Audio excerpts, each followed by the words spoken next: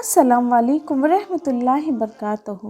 बुखारी शरीफ की यह हदीस है कि हज़रत अबू हुरैरा रज़ियल्लाहु ताला से रिवायत है कि रसूलुल्लाह सल्लल्लाहु अलैहि वसल्लम ने इरशाद फरमाया, अल्लाह सुब्हानहू व तआला छींक को पसंद फरमाते हैं और जमाई को नापसंद फरमाते हैं।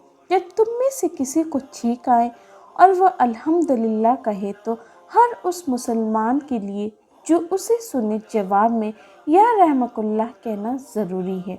और जमाई लेना शैतान की तरफ से होता है, लिहाजा जब तुम में से किसी को जमाई आए तो जितना हो सके उसको रोको, क्योंकि जब तुम में से कोई जमाई लेता है तो शैतान हंसता है।